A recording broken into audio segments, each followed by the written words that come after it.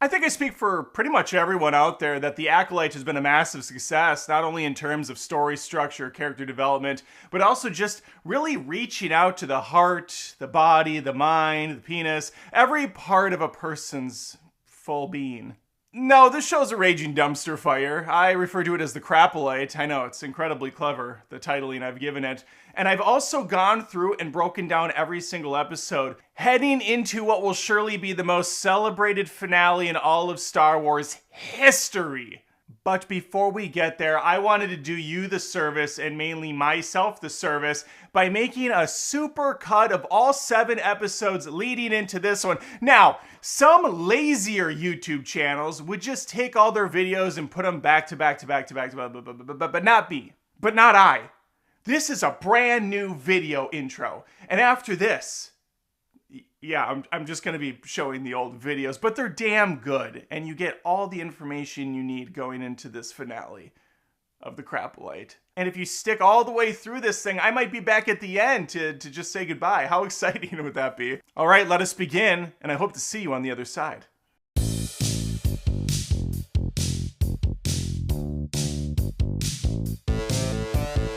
Before I bust into a riveting and chilling tale of another sci-fi epic on Disney Plus, sarcasm still, I would love if you subscribe to the channel. Just go ahead and slice down that sub button. It'll be fine still. It'll be fine. But that way you won't miss any of these Star Wars breakdowns, plus the countless hours of entertainment I attempt to provide you through movie reviews, criticisms, rants, roasts, and everything movies all the time. And occasionally, we dip our toe into the TV. Set 100 years before the Empire rises to power, the Acolyte focuses on the Jedi and the Galactic Republic and how they've worked together in harmony and peace. But all that's about to change because there's some evil behind the scenes, working its magic, puppeteering something sinister. And that leads us to our main antagonist who's going to open this film up. We see a good-looking younger woman who's dressed like a female Grimace, walking through the rich countryside of a planet, paying off one of the locals to tell her the location of a Jedi. And that Jedi is Carrie-Anne Moss, aka Trinity. Here she's wearing the garbs, rocking that Jedi look, but she's still got that Trinity magic. And since she's definitely going to be the best thing about this, we're going to go ahead and kill her off within the first 5 minutes.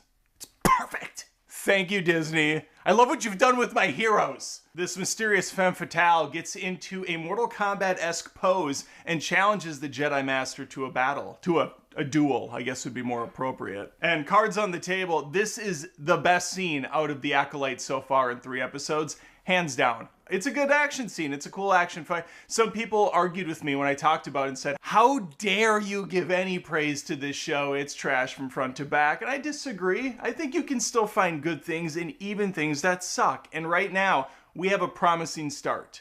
Don't worry. It's not going to last long. After a couple solid minutes of hand-to-hand combat with some nice forced trickery thrown in, saving people, stopping knives, old Trinity's going to fall for one of the dumbest tricks in the book. It's a classic, the, hey, look over there move. The assassin takes a knife and throws it at one of the dumbest aliens ever. I don't know why this guy's hanging out at the cantina still. Everyone has fled but this one dude who looks like he's still working. He's still like mixing drinks and cooking shit. And then a knife almost hits him. Trinity stops it. But she didn't know that there was another knife heading towards her. And boom, it takes her down just like that. One knife takes her down. I saw Darth Maul somehow survive getting sliced in half. He comes back half robot, but he's still very much alive. Palpatine got launched into the cold vacuum of space. He lives to fight another day. Somehow, Palpatine returned. Even Bag of Bones, old Leia managed to fly back from space into a ship and seal up the hull. Why is Trinity dying from a little knife stab? Anyway, she dies, and then we cut back to the assassin who goes to retrieve one of her knives.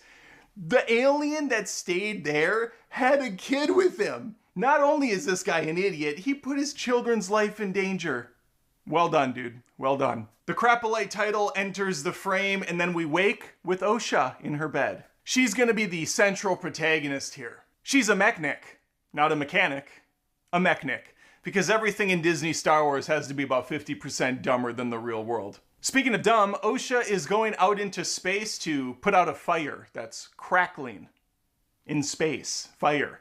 The fire itself didn't really bother me. That's been established in Star Wars, and there could have been a tank that blew up that caused it. Well, I think there was actually something ruptured. But regardless, the crackling and the embers and stuff, that was just a bit too much. That was pretty silly. It was basically roaring up for a bunch of kids to sit around it and start roasting marshmallows. She did put out the fire, but there's a whole other set of flames being stoked right now, and that's by the Jedi Council, who is now at the ship she's working on this week, and they're looking for her. A young Jedi teen heartthrob and Dumbo start asking Osha some questions, and then immediately start doing a whole bunch of exposition about Osha's life and how her parents all died in a fire. A lot of fire going on already in this show. And I'm just sitting here thinking like, yeah, she probably remembers. It's not like she's 85 years old with a bad memory. She's pretty young still. This stuff all happened not that long back. Why are you telling her things? Oh, because you're telling the audience in a really lazy way. Good job. Good writing. That's just good writing. But they're not just there for nostalgia's sake. She's actually public enemy number uno. Because a Jedi died, and guess what? She matches the description. They escort her into her prison cell, and they're going to take her to Coruscant, because there's only 8 planets in all of Star Wars, so naturally Coruscant's going to be in this. A Padawan sesh, short for session, is interrupted by Master Venestra. She told her buddy Sol that his old apprentice, who washed out years ago, is trash. She's trash and she's killing Jedi. He's not so convinced. Speaking of Osha, she's now in a prison cell surrounded by dipshits. Fortunately for her, poor flying is going to lead to a prison break as this ship is smashing into the sides of asteroids. Osha tries to harness the Force but fails. Honey, you can't force these things. Subscribe for bad puns. A spell of good luck befalls her and she's able to get out of her cell.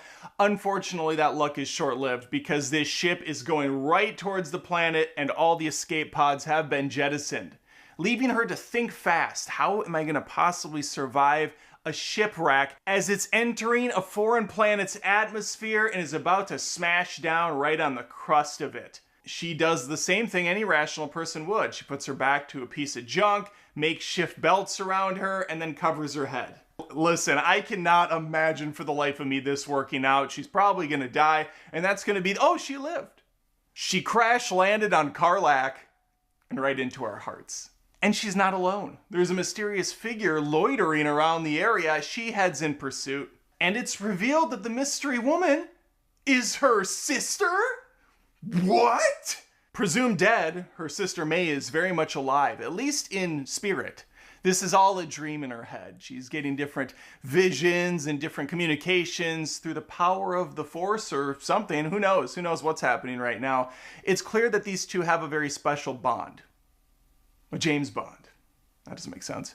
They're just connected because they're twins. They were born as two, but together they're one, or they do a bunch of nursery rhyme stuff. It's all kind of silly nonsense. But it did remind me of that awesome Spice Girl song, To Become One. Far better than anything that's happening in this Star Wars shit. The Jedi arrive on the planet and they're in pursuit of Osha. This is the lamest chase scene ever. It lasts all of 5 seconds where they just kind of walk through a cavern and there she is at the edge of a cliff. Kind of akin to The Fugitive. But you know, without the stakes, the emotion, the drama, the intensity, anything that really makes a movie special. She's at the edge of the cliff like, I didn't kill that Jedi. Sol nods in agreement and says, I believe you, bitch. I might have added the last part. The episode winds down on a different planet with an ominous figure shadowed in the distance saying a bunch of stuff about acolytes and how they're the best things ever, how they don't kill with a weapon, and then he pulls out his weapon. The message is a little convoluted, it's a little confusing, but May's on board. She's like, yep, I like this, I like where your head's at. The second episode opens on planet Olega. And here all I'm thinking is, whose Olega do I have to hump to get a good Star Wars episode around here? It's bad. Let's go on. May boss bitches herself into a restricted area. She enters a room where a Jedi is deep in meditation. After getting down into her stupid Mortal Kombat reptile pose, she demands the Jedi attack her with his full strength. This is a thing she keeps demanding of people and they never do it, which kind of makes her kills all the more embarrassing. It's almost like she succeeds because the people underestimate her so much, because she's so unthreatening, kind of comes off as a complete joke. Not the most exciting thing to watch play out. Instead, she's gonna fight the air for several seconds, lose to that, and flee the scene, hiding from the title screen. Back with Meknek Osha. She wakes to have a chat with her old master Soul. It is unclear at this point why she and her sister have elected to keep the same hairstyle they've had since they were children. We're gonna move past it though. There's plenty of other things to complain about. Soul learns from Ugly Gamora that May has attempted another assassination, and he and Osha have to investigate. It really makes a lot of sense to bring Osha along for the ride. She was suspect number 1 just like 24 hours earlier. She's a burnout Jedi who chose to stray away from the path. So yeah, of course, bring her along, have her do the investigation with him, because there might be some sort of attachment between these two sisters after all. They're definitely not working together. They're not in cahoots. She could still potentially be the killer after all, but no, let's make her the second in command here. Instead of, I don't know, maybe not doing that because you have a bunch of other Jedi that you can use and in fact are going along as well. Scary Spice pays a visit to an old acquaintance. It's Ezra Miller's doppelganger. I shall call him Mos Eisley Miller. Eisley Miller for short. It sounds like Ezra Miller, but it's related to Star Wars. You get it. Let's keep going. In order to kill Jedi Torben, May's gonna have to get some sort of a concoction that Eisley Miller whips up in no more than 5 seconds. He's got all the ingredients. It's ready to go. Let's do this. Side note, I just have to say, May is probably the most unthreatening villain I've ever seen ever. She just is so cute in her purple outfit, so Disney-fied. I want to take her out and go trick-or-treating and then head back to my place that night, watch some scary movies while we check out our candy haul. That sounds wonderful. That sounds better than this. Soul and Osha have a dull conversation about being a bad teacher and a bad student. Thankfully, it's short-lived. May returns to Torben, who's still deep in Jedi meditation VR. In fact, it's now the only way he can achieve climax. She sets down the vial of mutagen she acquired, gives him an ultimatum. Hey, either come clean about what you did all those years ago with those other Jedi I'm trying to assassinate, or drink what's in the vial. It'll be over toot sweet. With the foresight that this bitch isn't going to leave him alone, and the fact that he's probably going to have to sit through a many conversation with her, he elects to kill himself.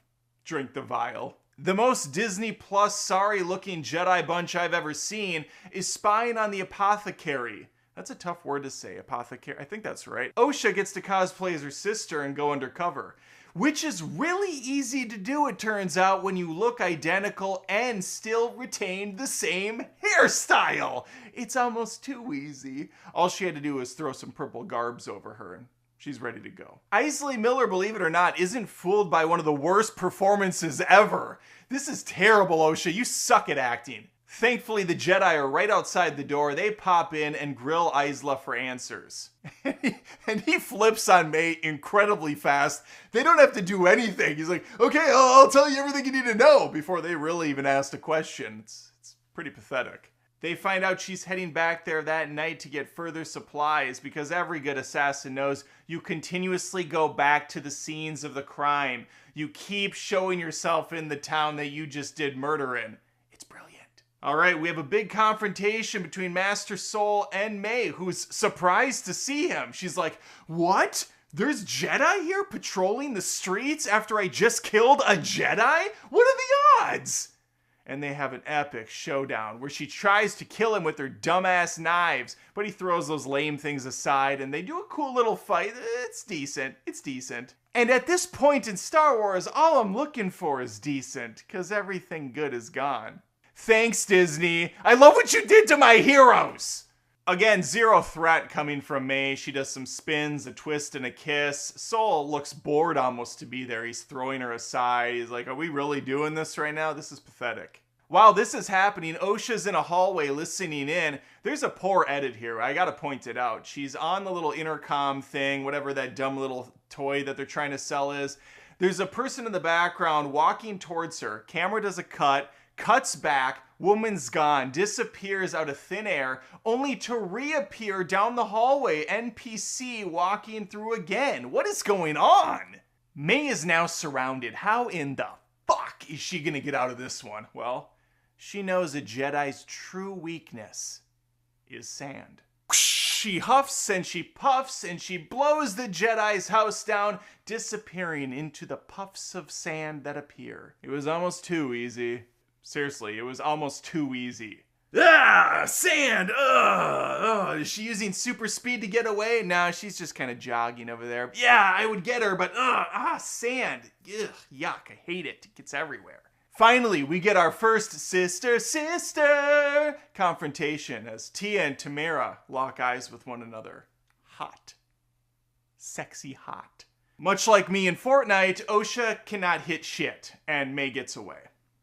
That's a shame. Sol gets scolded by Martian Manhunter because he botched this entire mission. And might I just point out that the Jedi are just idiots.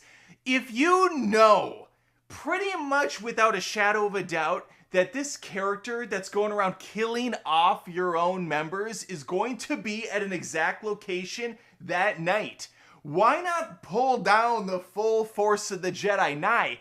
Why not pull down 10% of the Force? 5%? Maybe even 2%? Instead, they elect to just keep the 4 schlubs that are there working. Surround the area, make a perimeter, get ships right outside the planet so that she can't leave. This isn't complicated. We have established that there's been peace and a harmony for hundreds of years now. Put up a barricade. Jesus Christ. What in the world?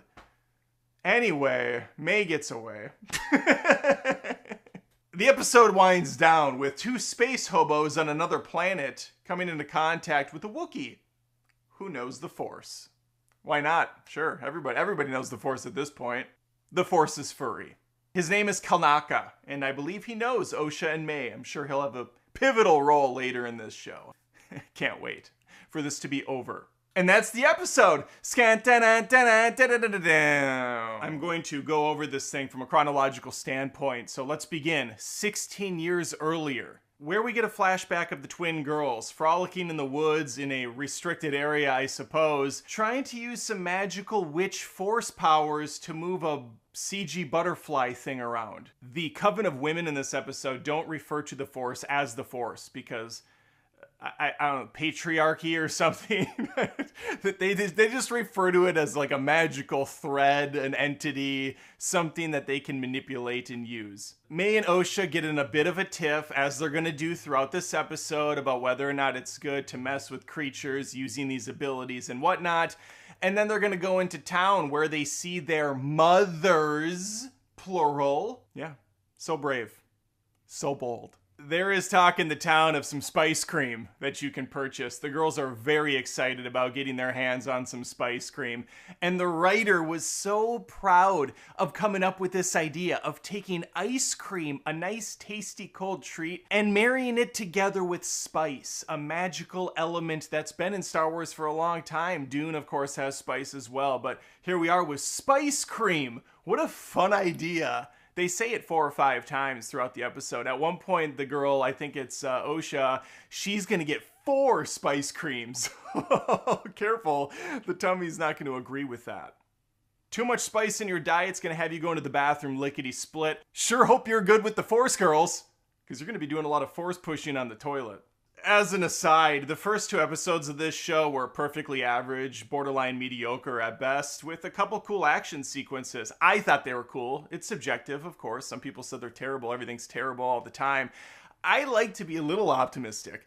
But this episode, I mean, it plays out like a Mary-Kate and Ashley movie from the 90s. Just pure kiddie garbage across the board.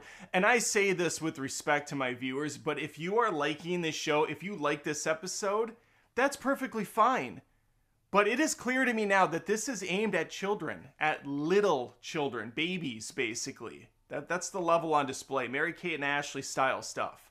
If you like that, that's cool. There's some stuff I like that's aimed at that age too, and that's fine. It's fair. Spy Kids. I like Spy Kids. That was a fun movie. Haven't seen it in a long time, but you know, whatever. One of the moms, Mother Coral, I don't actually know the other one's name, the one that gave birth to these kids, as we're gonna find out later. She looks like a female albino Darth Maul with the horns coming out of the face and everything, the tattoos.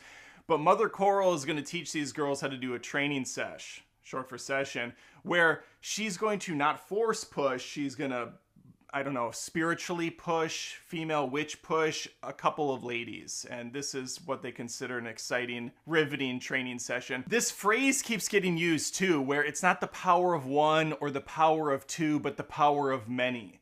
And, okay. Meaning we are stronger as a unit, ladies. The Force is female after all. This is such a terrible scene. There is no pageantry at all. When she uses the Force, she's just going... And they put lame background sound effects over it.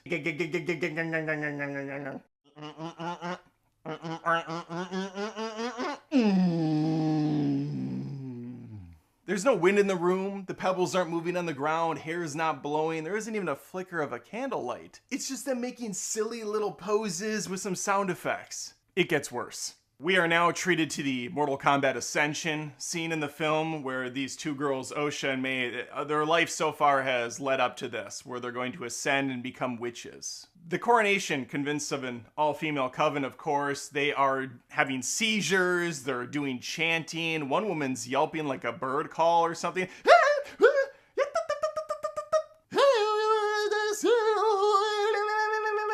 They are having the time of their life. It's this spiritual, orgasmic celebration of ascension. And I assume for many of them, it's the only way they can achieve climax. Mother Coral starts doing a sing-songy chant. It's weird, it's uncomfortable. Again, singing about the power of one, the power of two. The power of one, the power of two, the power of many. It reminded me of going to Catholic Mass back in the day where the priest would do this same thing. Let us proclaim the mystery of faith. It's weird. Either sing or talk. Pick a lane. Osha's all in. She's ready to accept this privilege, but Mei, not so much. Maybe not, she's thinking. And she eventually does give in, but too little too late. Before they can officially kind of do the spiritual touch, the stupid Jedi interfere and show up. At least Trinity's back, and she's going to do absolutely nothing in this episode, so great, thanks for that. She and her posse roll up, and they want to talk to the two girls. They also want to speak to the father, which is an insulting, borderline disgusting thing to ask a coven of witches. They're not a fan of it. One says, yeah, there is no dad. We don't need no man to make kids. They quickly move on from this point, which was a little odd not to follow up with further questions. We then learn a little bit later during a conversation with the moms that these two girls were made using magic, apparently. Let's jump in the Wayback Machine, go to the early aughts when Star Wars Episode 1 hit, and that dumbass plot point was revealed that Anakin Skywalker was made using midichlorians and Immaculate Conception. His mom never had a husband, never had a guy, not a hit it and quit it situation, go out for milk, never come back. No, the Force hit it and quit it. Went out for spice cream and never came back. And so Anakin's just this prodigal child. It was so dumb. But I'm not a fan of the prequels, just full stop. But that plot point specifically made me roll my eyes hard. The Force was always fun because it was this kind of like mysterious, ominous thing. You didn't really know how people got the abilities, where it came from. That's what made it interesting and cool. Getting it down to a science where there's these midichlorians, these little microscopic things in the air that can, I guess, get into people's systems and make them Jedis, that's weird and dumb, and I don't like it at all. What's been alluded here is that these mothers were in a laboratory mixing and mashing spices and herbs and plants and midichlorians together before they accidentally added the secret ingredient, chromosome X. Hence, these two beautiful girls were birthed. It's dumb. OSHA 11 goes with the Jedi on their ship, takes a little picture test, and she nails it. Nobody's seen a better test result than what OSHA did. She got them all right on the first try. Person, woman, man, camera, TV, it was nothing for her. No one's ever seen anything like it. And OSHA wants to be a Jedi. Mother Coral says, fine, fuck off. Go for it. You're dead to me. OSHA barely even bats an eye at the fact that she's not going to see these people ever again. I guess I can't blame them based on the orgy they had a little bit earlier during the coronation. And also, lightsabers are pretty cool. I gotta admit, lightsabers are cool, and that's enough for me right there. I'll bounce from my family tomorrow. I'll bounce from my family right now if a Jedi shows up, says, hey, here's a lightsaber, you want to train in the Force? You want to be able to move shit with your mind? Yeah, bye kids. Before OSHA can pack up and bounce, though, stupid Sister May comes by her room and says, not leaving, not on my watch, sister. Tia and Tamara get into a struggle before May takes out a sci-fi torch, drops it on the ground, setting the whole place ablaze. And by whole place, I mean the whole place. The entire mountainside complex goes up in flames in the matter of seconds. The editing here, holy shit, it's bad. What happened? We go from May dropping a candelabra to the entire place burning up, people dead all over. It looks like all the witches died.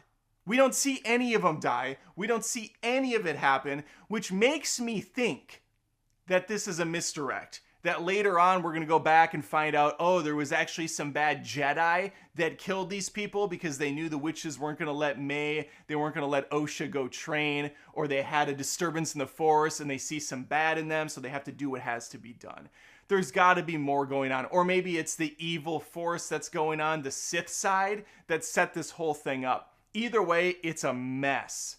But I'm willing to lay off criticism in this department because it seems so obviously done on purpose. There's no way they edited the way they did and said, yep, this is great, this is perfect. Going from a shot of May dropping this candle thing, the sci-fi thing, to the whole place is in flames, bodies are all over the ground, the moms are dead unceremoniously, not a chance.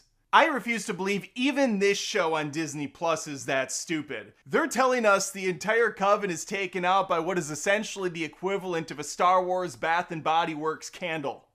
OSHA ends up with the Jedi, and May is left alone.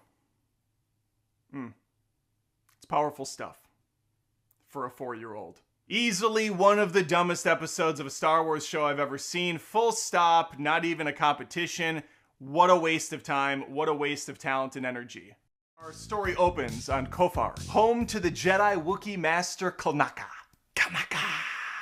And I'm Kalnaka gonna lie to you, the guy's made a pretty nice home for himself here. He's got the trees, he's got the plants, and he's fixing himself a nice plate for dinner, but the camera's more fixated on what's happening on the walls next to him. There's some nice prints, some beautiful artwork, some swirls, some patterns. It's another mystery that I really don't care if they solve or not. Back at Crescent Roll, Jedi training commences.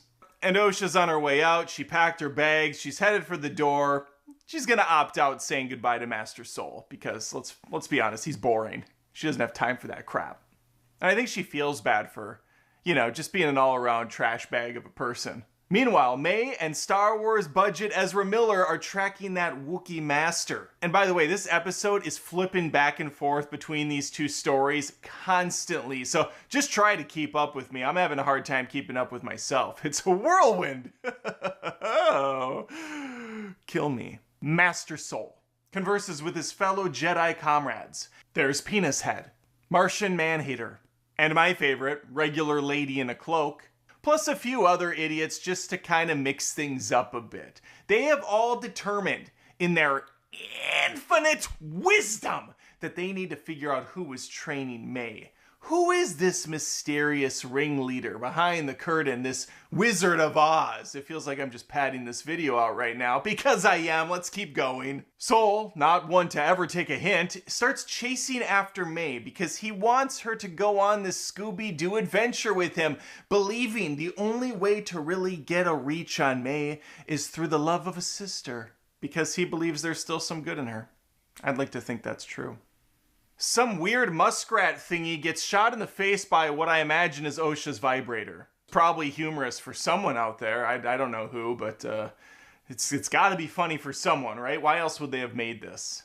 And why would they have designed that complete monstrosity of a character unless they thought it was cute or funny to someone out there? The gang's all here. We finally are all touched down on Kofar, looking for this tricky Wookiee. Jedi Master Zoolander is not impressed that Osha has a blaster in her possession. Short for possession. But before he can confiscate it, Sol senses a presence in the woods. And woodsn't you know it? It's from the Wookiee. That was a stretch of a pun. Woodsn't you know it? It's sloppy. It's just sloppy. Osha, unable to resist, touches a tree's giant ballsack. And now this is the only way I can achieve climax. Uh-oh, it looks like we're gonna get a huge action sequence. Disturbing that sack disturbed some of the bugs in the area. Well, singular, a bug, a single bug, attacks the crew. What are we gonna do in this situation? Master Sol steps in, showcasing the sheer brute strength and skill of a Jedi warrior, busting out the saber, ready to attack, getting in formation, and slices down the creature. Oh, what else is there's gonna be a whole bunch of them gonna come out now, right? We're gonna have this cool, and it's done. The scene's done. Single bug slice and done. You would think, based on the recovery of this moment, that Master Sol just got done fighting off 17 waves of these things. He's pretty out of breath here. You see what I did back there? Did you guys catch that? I cut that bug in half with the sword. What he just did right there, at one point I thought would be the Jedi equivalent of just smacking a bug with a fly swatter. But apparently that was way more intense than I gave it credit for. Because he's in rough shape after that little moment. Whoa, that was, I might have to sit down from this. Back with May. She opens up to her buddy Mos Eisley Miller and says how this is more than just training for her. To appease her master, it's actually her final mission. What comes next is anyone's guess. But if she doesn't complete the task at hand, she's going to be killed by the master. Powerful stuff.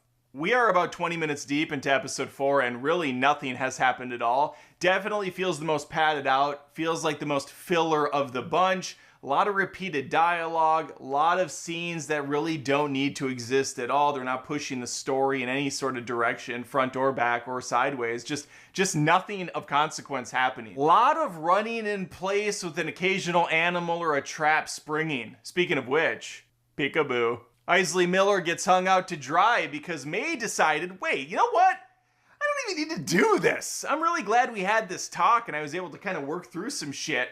My sister's alive. I don't care about this crazy Sith Lord or whatever's going on behind the scenes.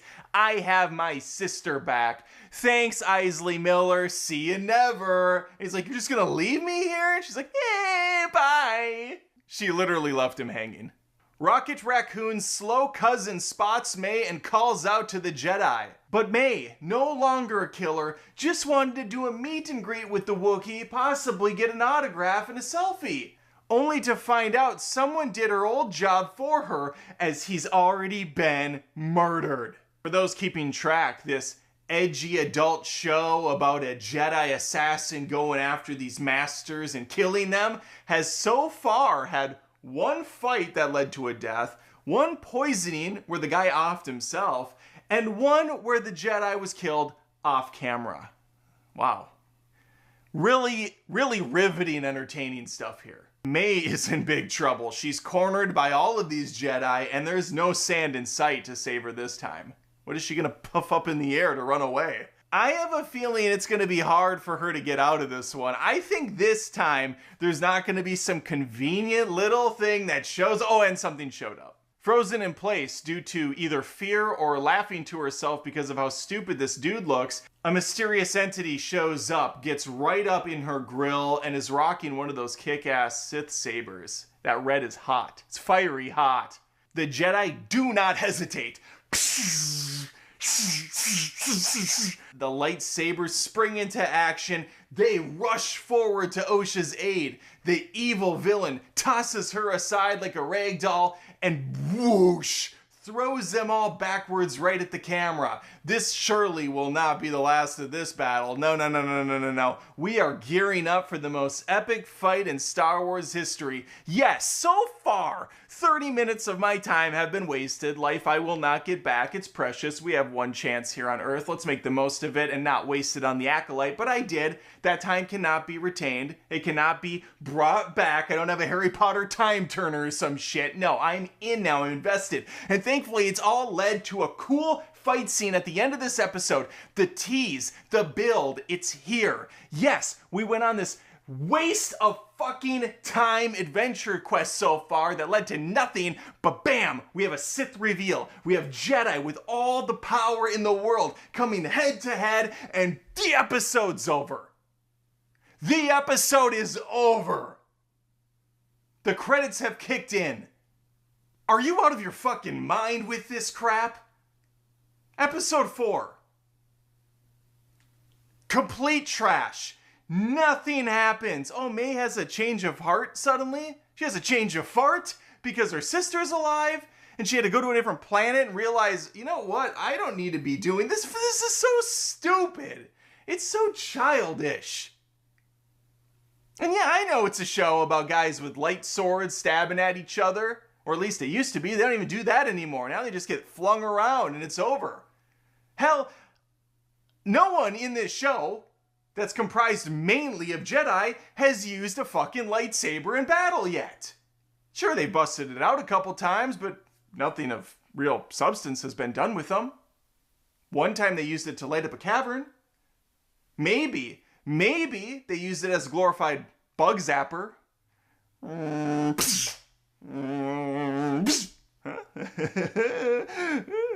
I forgot to put it. Hey, I didn't retract it. That's gonna hurt. That's gonna hurt. Owie. It's a good thing it wasn't a small little knife or I'd be dead right now instead of just impaling myself through the gut. It costs a fortune. Like $180 million, I think I read. $180 million. Where's that at? Where's that money being used? Certainly not in the choreography. Certainly not in the big action spectacle. This is Star Wars. But it's coming off like this little tiny kitty crap. I'm blown away by how boring this is. What a tedious fucking adventure. The last episode, horrible, embarrassingly bad, but at least it was fun to make fun of. It had so much cringe built in. It had so many ridiculous conversations and setups. This is just boring. This is just a slog. And then when they finally have the opportunity, like we saw in the teaser, to have this kick-ass fight, they squander it. They throw it in our face like it's nothing. Now, it's short for possible, that we will get something epic in episode 5. Maybe this fight does go for an extent. Maybe it's the whole episode. It's like a Dragon Ball Z thing where they spend 30 minutes powering up for a legendary battle. But it's not like we spent 30 minutes here powering up. No, this was thrown in right at the end.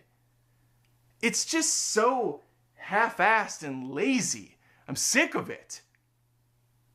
But we're going to continue because people like the pain. People like the misery. We revel in it together. And it's all we have anymore. All these other characters have been either like killed off or sunsetted in the most insulting ways possible. And I'm not even just talking about Star Wars. Yes, of course, Luke handled like absolute shit. Even Han Solo kind of disrespected. But Indiana Jones, 85 years old, like schlubbing around in a tank top. It's so bad. It's so bad. Jurassic Park, Jurassic World 18, they bring back all the old crew for one last dinosaur ride. No one wants to see this. Maybe we say we want to, but it's embarrassing. Having them put on their iconic jackets and they're limping around, barely able to walk one foot in front of the other. I can't with this crap. Make something new. And if you're gonna do the same thing over, at least make it exciting. Make it fun. This is just a sleeper. It's a slog. All right, I could keep going, but I'm just an old man yelling in the sky right now. I just can't believe what a waste of time this is. Last week, we left off with Osha's 11 getting absolutely bodied by Darth Gimp. And this week promises to have what will surely be the greatest lightsaber battle of all time ever. And wouldn't you know it, this episode fires up on all cylinders, with Osha popping up from the ground for the 50th time. Seriously, we're only 5 episodes deep. I've seen Osha spazzily sit up from sleep, I don't even know, countless times at this point. It's getting absurd. She trips over her own stupidity next to a fallen Jedi. And off yonder, we see what is either a rave happening in the woods or a good old-fashioned Jedi throwdown. She investigates. Gimp Vader takes a slice out of Master Zoolander right before making short work of a couple other Jedi dipshits. Orca shoots a whale sonar at him. It surprisingly does nothing. Meanwhile, Maya ransacks dead budget Chewbacca's place, finding his trusty saber. Squid Games enters the arena. And just before something interesting happens, there's that trusty title card to ruin it all. Every time something great's gonna happen in this show, which is rare, but on occasion it happens, it is always ruined by a cutaway to something else. And this happens constantly in this episode. And to this episode's credit, it's easily the most entertaining of the 5 so far, because there's a lot of duels going on. And there are some pretty slick moments. I'm not going to pretend that there's not. I'm not going to be one of those people that just rages and hates on everything. There were genuinely some cool moments, some small moments in an empty shell of a show. And when you have a budget of $180 million, I would sure as shit hope so. Master Zoolander is going to escort Osha back to the ship so Squid Game can take care of business. Soul says to the Gimp, "You carry a Jedi weapon, but you are no Jedi." I like that. Pump the brakes. We got a good old-fashioned catfight. And then the catfight. Jedi face paint fights Maya. There are back and forth duels taking place. The camera has ADD, doesn't know who to focus on. Got these Jedi fights going back to back. We going back to back. These fights last for 10 seconds. There's a couple flourishes, some swirls, some twists with a kiss, and then they're undercut with dialogue. They're so short-lived, and we cannot focus on one thing to get invested in what's happening. I'm not even sure why Maya's fighting to begin with. It sounded like she was gonna join the cause, be with her sister, but maybe she just wants her sister and not the Jedi. Either way, I've lost all interest in that storyline. Finger Paints appears to be a worthy fighter, busting out some very impressive swordplay. In fact, she has the best choreography of the bunch. Props to the actress. I mean, I feel nothing, but I'm sure there's someone out there that really is eating this up. There's that one person out there that's just all in. You know what it is? It's the music and how unremarkable it is. This is a franchise that's been pinned with some of the best music in the business. Such iconic scores. And here, it just feels like an afterthought, just kind of like subtly in the background. Where's the duel of the face? Where's that? It's just very like, I don't like it. I don't care about it. I mean, it's that and the fact that all joy has left my body years ago, and all that's left is a used up husk of a man. And the word man is doing a lot of heavy lifting here, considering I'm wearing a Wolverine t-shirt surrounded by a bunch of memorabilia and nostalgia. Let's continue. We have a pretty slick kill here, plus a villain reveal. Bob Rossface gets 3 hole punched to death. She died admirably by Mos Eisley Miller. That's right, Ezra Miller at home is actually Gimp Vader. And I guess he was another ex-Padawan or ex-Jedi. I don't know, they know him. They know this clown. But why male models? Asks Master Zoolander before getting his neck snapped. KO! Soul gets the best shot in the film, walking like a baller towards the camera. Force pulls his saber up without even looking. He no-scopes it. It's awesome. I loved it. And he makes short work of Eisley Miller, but he stopped just before decapitation. Short for decapitation. Osha motherly interrupts Squid Game right before he's about to finish the task. Because of all the dumb Jedi rules that have been infused in this society for many a year, he is unable to kill him because he's unarmed. You can't take down an unarmed foe or some dumb logical bullshit. So using a loophole, she kisses her pet robot friend goodbye, says, "I love you, little robot," and then chucks it at the back of Mos Eisley Miller. It starts lighting up, which I guess is different than all the lightsabers that were lighting up, because this calls upon the bug bat creatures. They start taking him out. I'm sorry, what? How is this any different than just straight up killing him with the lightsaber?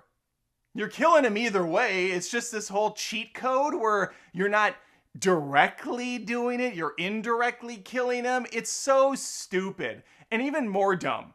These two idiots watch as Isley Miller gets lifted off the ground as he's cutting down the bat bugs, and they pull him away. Yeah! And they just casually watch and then forget about it instantly. Well, that just happened. So how are things?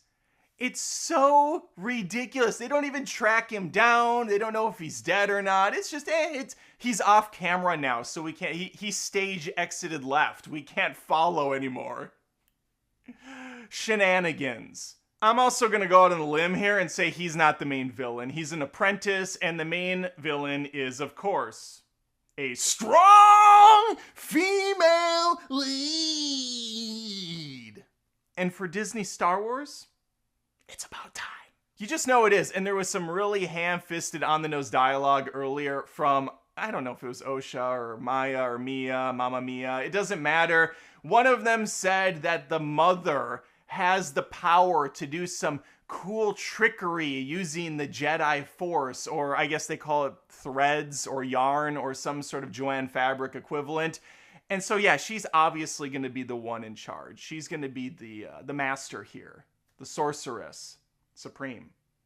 The taco supreme. I don't know what I'm saying anymore. Let's keep going. Ocean Spray is troubled by something Gimp Vader said before he was lifted out of the scene, and it's that she shouldn't trust these guys, especially Master Soul. But before Soul can say anything, he's blasted by that same sonar that did nothing earlier to the Gimp. It definitely affected Soul, even though Soul appears to be stronger and better at fighting in the Force. Here, how do none of these dumbass Jedi not sense anything happening around them? They don't know when a threat is there. They don't know where this Master Sith thing hovers down. There was like a baker's dozen of these Jedi. None of them felt a disturbance. All right, he's knocked out. Tia and Tamara have a loving embrace. Looks like they're gonna be sister after all. Girls get it done sort of thing, but nope!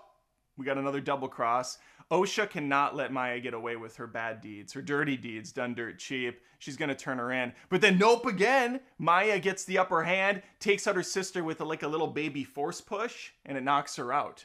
And in Maya's infinite wisdom, she remembers watching Alien Coven shit, that terrible Alien movie, and at the end of that film, the robot cuts his hair so he can look like the other version of himself, his twin, and that's what she does. She gets down in the dumbest pose I think I've ever seen ever in anything. Looks like a complete fucking idiot. Cuts up on her hair. There's so much pageantry with this woman. Who's she trying to impress in this sequence? No one's gonna cut their hair like this. Let me get down in this almost sexualized pose. I look really cool doing this. And now this is the only way I can achieve climax.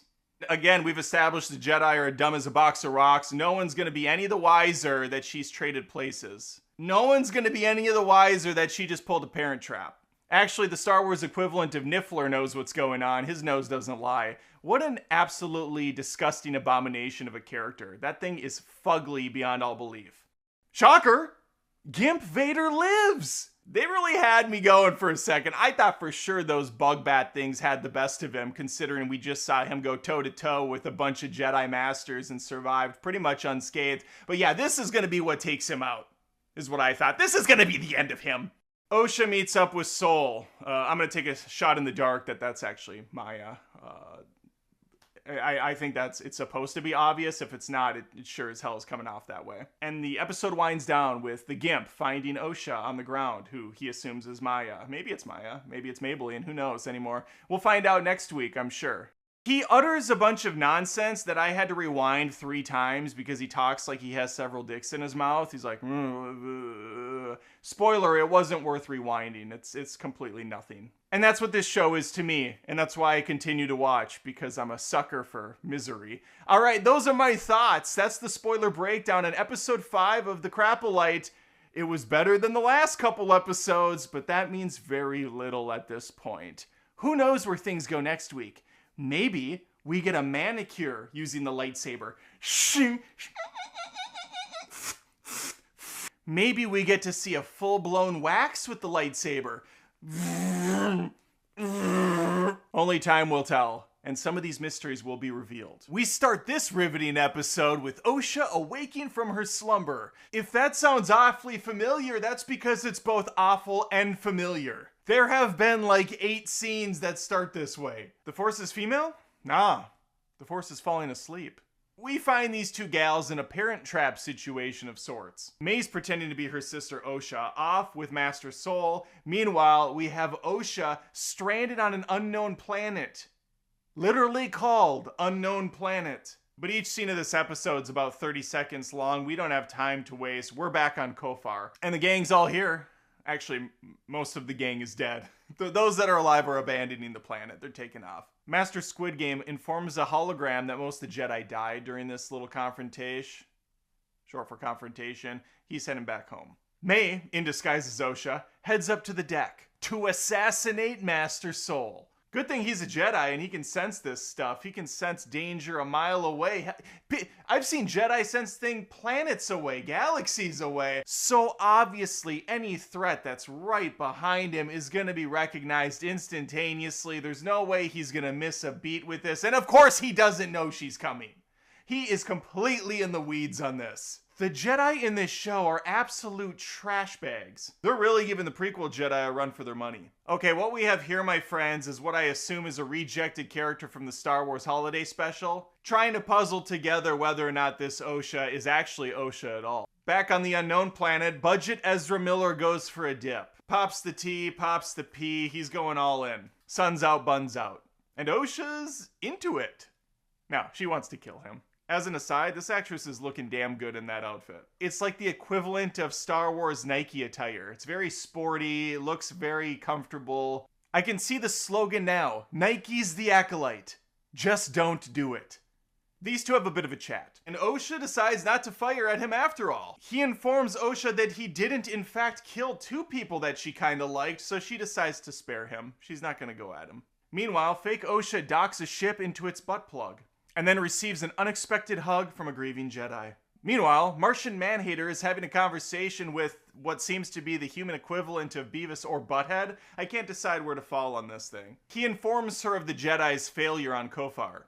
Osha and Mos Eisley Miller continue their chat. He is incredibly chillaxed. He informs her that any point she can dip out. There's a plane off yonder. It's gonna take a day's swim to get there, so you better go now before sunset. And then yeah, you can leave the planet. They kind of give me an odd angle though when he says that this is a good swim out, because from the vantage point I'm getting here, it looks like it's just over a couple wave crests. Really no more than a 5-minute swim. I'm pretty sure I could pick a pebble up and toss it, hitting the plane from the beach. Hell, Bob Hope could jump that distance in his golf cart. Road trip reference. Subscribe. She takes a look, but then she weighs the pros and the cons. The cons being she's not going to eat for a while and she has a rumbly in her tumbly, so she's going to head with Mos Eisley Miller, see what he's got cooking up for dinner. Rocket Raccoon's inbred cousin is either attempting to attack fake Osha right now or dry hump her into oblivion. In either case, it's now the only way I can achieve climax. And he didn't even buy her dinner first. He fails, but she does receive something out of the deal. Her sister's Game Boy Advanced. Eisley Miller is making some toilet wine as he talks about how stupid the Jedi are.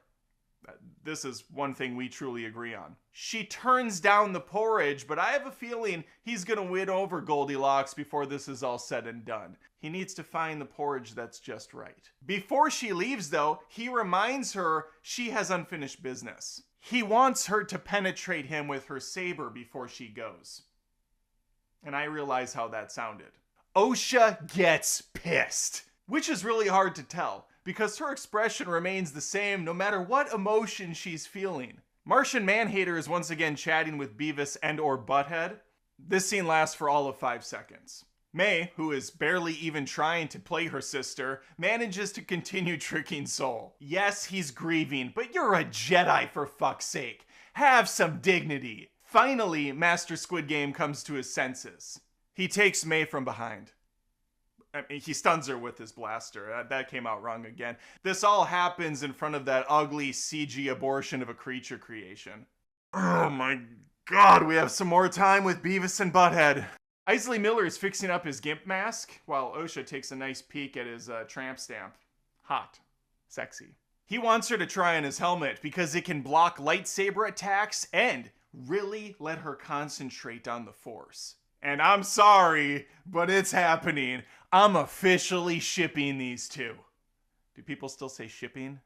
Stupid phrase to begin with, but I'm shipping them. Now back on Kofar, because 20 seconds have gone by, the Jedi are doing a field trip of their dead friends. Oh no, another bug thing is coming! Those were threatening never. Luckily for them, Martian Man-Hater has her trusty purple lightsaber whip, and she no-scopes it, winds it back up, and puts it away. This is a weapon that only she possesses and will never show up again in the franchise. Good. That's good. I love that consistency. Thank you, Disney. I love what you've done with my franchise! Truth be told, that doesn't bother me at all. Like, if you want to have a bunch of crazy weaponry and stuff, great, cool. Just make it look fun and interesting and engaging, and, well, no, we're not doing any of that either. That's the problem. Whew. Has it been 30 seconds already? Back on Unknown Planet, Osha's trying on the Gimp mask. Wow, it took all of an afternoon of convincing to get her to put on a Sith mask. I will say, though, she looks pretty damn awesome in it. That is a sweet looking helmet. Hot damn, I'm joking. That's the dumbest fucking thing I've ever seen. And thankfully, that's the end of the episode. She's going to the dark side. Tune in next week, friends, when May decides to fight with the Jedi instead of against them. As Osha continues her fall into darkness, the sisters have switched sides fully. It is a Freaky Friday situation. It is Parent Trap. But I have a feeling that when this thing winds down, these two are going to reject where they ended up, and they're going to come together once more, forming a new type of Jedi or Sith. Something new, something gray. Maybe a Jith or a Seti. I'm workshopping these ideas, okay? I'm working here! We open on Brendok, 16 years earlier. Master Soul is seen collecting a sick batch of weed for the Great Harvest. Trinity and Budget Chewbacca are scanning the area for silver doubloons.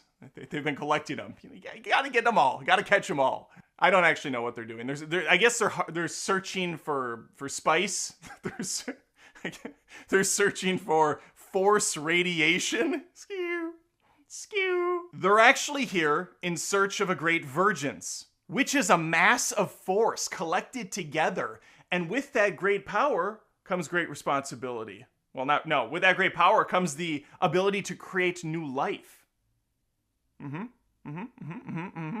No cap. They decide, in their infinite wisdom, to split up. That way they can cover more ground. This always pans out for the heroes when they split up. Nothing ever goes wrong. Soul discovers Tia and Tamara's play place. Sister. He witnesses them do their patty cake ring around the Forcey dance just before female Darth Maul interrupts. Soul attempts to reach the rest of his team. No time to wait around. He's gonna follow them. Thinking fast, with Jedi knowledge on his side, he attempts to break into the compound by just pushing the little digital tablet interface they have out front. Alas, his crafty sense did not work, and instead he's going to scale the old-fashioned way. He witnesses a force-pushing session. Remember, they don't call it the Force, they call it the thread or the string or some Joanne Fabrics equivalent. I can't remember what it's called. And really, this entire episode is nothing more than a greatest hits collection of a previous episode. The worst episode of the season, as a matter of fact. We get to relive through the eyes of different characters events that we've already seen. Told terribly the first time around, and now we get to relive this hellish nightmare. Soul gets back to his team, explains how there's a witchin' coven here, and they have a couple of girls they're planning on preparing a ceremony for. He is troubled by this, he's worried for their well-being. They're in pursuit, heading through a hallway that genuinely looks like they're in a queue to go on a ride at Walt Disney World. I can't wait for this new Star Wars ride to open up. Not much longer now. Mother Witch enters young Torben's mind. And she's kind of being a bit sexual about it, caressing his chest, whispering sweet nothings into his ear, and now this is the only way I can achieve climax. Torben ends up giving in to Agatha all along, and she releases him. And probably not in the way he was hoping she would. She's interrupted by her stupid bratty kid who wants to go with the Jedi. The next morning we see Torben in deep meditation, probably trying to hack back into that Only Force account. Alas, he fails. It's testing time! And yes, Trinity, you are experiencing deja vu. Because we've all seen this already. They start talking about Ascension, what it means to the witches, and how Osha and May are definitely a big part of this. Soul's not an idiot in this instance, and he understands that May threw the test. But they don't have time to dwell on it, they're gonna test Osha next. And she passes with flying colors. Unfortunately, it was all for naught, because the Jedi Council has determined it's bad to separate these two girls. And I agree. I think that that's just this disgusting thing to do, especially when you barely know these people. What the hell's going on here? Master Squid Games is pissed, though. After doing some further testing, they determined these girls aren't just identical twins looks-wise, even though they are not identical twins look-wise. They're played by two completely different actresses. They are also chemically identical. Their DNA's the same. Their midichlorian count, they don't mention that, but they do say they're symbiotes. Their symbiotes are the same. Clearly, this means they were created by the Virgins. Torben is super jazzed about this. This means he can get off this God's forsaken planet, head back home, as long as he can grab the girls and prove it. So he takes off in a speeder. This kid's incorrigible. Agatha all along talks to the other witches about Osha's determination to leave. Meanwhile, Darth Mom and May have other plans. They have decided they're gonna stop this from happening by any means necessary. Keep in mind, we are rewatching 20 to 30% of this episode over again. What a treat. How fun.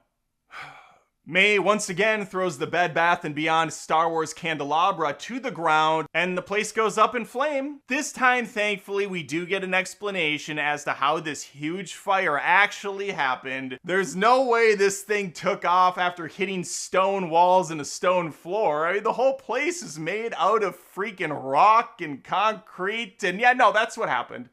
That's how it started. The fire took off like a bat out of hell after hitting the fucking ground that's made of stone. Okay, I don't know what the fuck just happened here. Agatha turns into some black magic creature like she's Credence from the Fantastic Beasts movies, flying around like some CG apparition. Soul, being a competent Jedi Master, gets scared and stabs her, killing her on the spot. Before she dies, with the lightsaber still sticking in her, she is able to utter a couple sentences very clearly. I was only trying to help my daughter, you stupid fucking idiot. The power of one, the power of two, the power of many. Dun, dun, dun, dun, dun. Boom, boom, boom, boom, boom, boom. Good night, sweet princess. It's been a long day without you, my friend. Here's a pro tip for further witches that decide to turn into scary smoke monsters from Lost. Maybe, before doing so, you explain what you're about to do to the person that may or may not stab you in the face with a magical sword. Maybe say, hey, I'm about to do something pretty crazy, but I don't mean you any harm. Just helping my daughter out. I'm releasing her from her, whatever, enchanted spell or something. Be cool. Be calm. Jedi on. Lady Maul springs into action, furious about what happened. Belting out this horrifically strong, powerful primal scream that would make even the horniest man flaccid. She turns to ash as well and enters the body of Old Man Chewbacca. It's a 1v2 with budget Chewbacca kicking the shit out of Soul and the little Padawan kid, until Master Squid Game yells, Trinity, help! And just like that, she springs into action, force pulling that shit out of the hairy beast. All these witches in the corner that are doing this chant to keep the, I guess, magic intact. All the girls at the party, looking that body, shaking that thing like you never did see. Got a nice package, all right. Guess I'm gonna have to party too. And they all, I guess, climax at the same time and pass out. Soul takes off to save twins, ends up right in the midst of a trolley problem. 2 girls, 1 bridge. The thing is broken in the middle, it's about to collapse, and unfortunately, he only has enough force in the tank stored up to hold one of them afloat. This is essentially the ending of The Good Son with Macaulay Culkin. If you remember that chestnut, It's the same thing. And he does the same thing. He saves the good girl, letting May drop to her supposed death, but she does end up living. We find that out. 16 years later, we find that out. Osha, as she always does in this show, wakes up from a bad nightmare. And these Jedi don't even have a goddamn juice box for her? Come on! She asks them what happened. Squid Games tells the truth. He said May started a fire, and that's how it ends. I don't know if that was supposed to be this big aha moment, like he lied to her. He didn't lie to her. May did start a fire. Obviously, he's keeping from her that he's the one that couldn't save her because he could only pick up one, and he really did nothing wrong. I don't know what he was supposed to do here. I guess get good, be stronger with the Force. This episode, just like all Star Wars shows and movies, ends with a pop song. It has a little bit of a rap flow to it. I didn't mind it. I listened to the whole song because I was still taking notes on this amazing episode. And it struck me that this was actually a song created for the show. Because at one point, there's background singers saying, "The power of two." Yeah, yeah, the power of two. Yeah, yeah, the power of many. Yeah. And the female that's singing, it's like, "These girls were alone and they had Force on their side, and then the Jedi will ride, and then the Jedi will ride." And the power of two. I'm just making, the song's nothing like that. But it's awesome. Wowee, wowee, wow. What an incredible time that was. I felt like I learned so much about the Acolyte. And you know what? The leadership over there at Disney Star Wars really deserves a huge thank you. Thank you, Disney Star Wars, and a massive round of applause.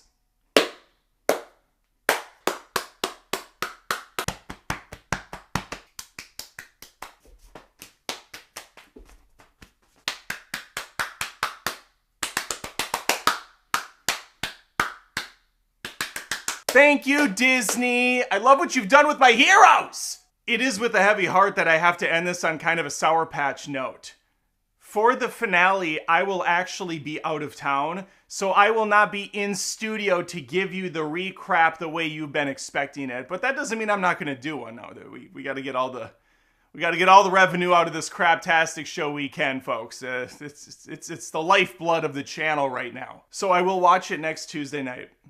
I will write my notes, and I will film it. I will just not be in the studio. I'll be somewhere else, okay? So don't worry. It's going to happen. It's just going to be different. But I'm going to do my best to entertain all the same. All right, thank you for watching the video. Make sure to subscribe and like this video if you haven't already. Maybe you're new here and this is all brand new, fresh material, in which case I would love to have you stick around. I post movie content mostly every single week. TV shows are a bonus if I feel like I can make a lot of money from them. Please like the video, support the channel by becoming a patron at patreon.com/AdamDoesMovies, and I have a second channel that I fired up a couple months back called Adam Does Rants. That's all about ranting about top of the line, really crucial, serious first world problems people have, like having to wait in line for Starbucks, or listening to people talking on their phone loudly in public, or your neighbor not mowing his lawn, things like that. Really top shelf issues, really kitchen table topics. All right, may the Force at some point come to an end. I'll see you next time.